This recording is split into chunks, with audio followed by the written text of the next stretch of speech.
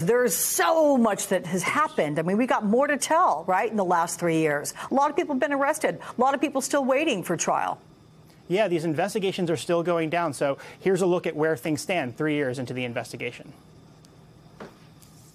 The third year of the sprawling investigation into the January 6 attack saw some major achievements for federal prosecutors and the FBI.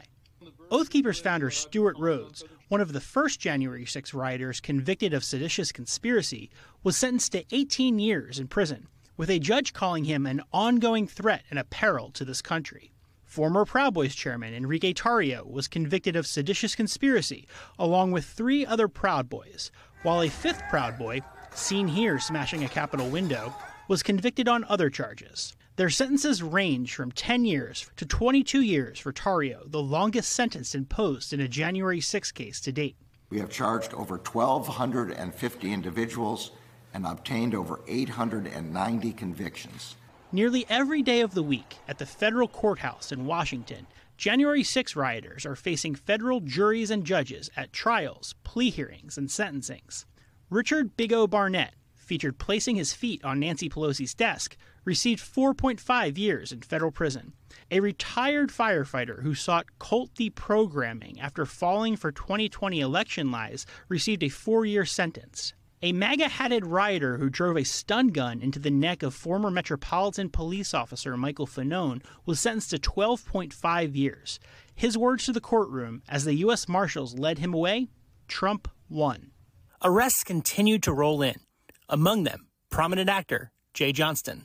A man dubbed Conan O'Riot for his resemblance to the former late-night comedian. A former Boston canine officer. They even arrested a former FBI special agent who had been a member of the FBI's Joint Terrorism Task Force in New York.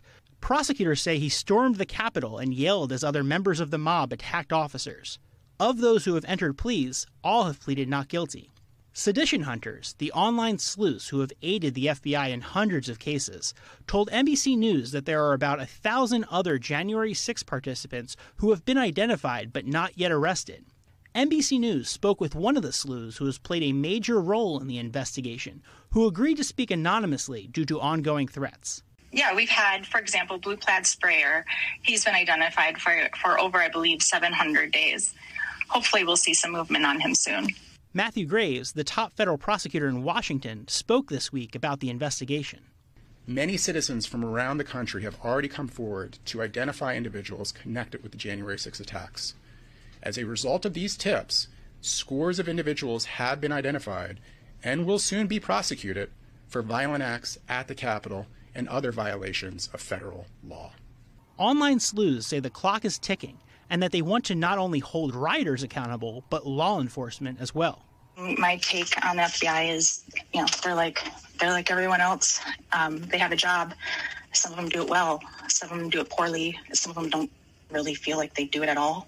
There's a lot of work ahead, even as the trial of the most prominent January 6 defendant, former President Donald Trump, is set for as soon as March. These arrests continue even to this very day, Alex. Just this morning, the FBI arrested 3 January 6 fugitives in a camp in Florida. Back to you.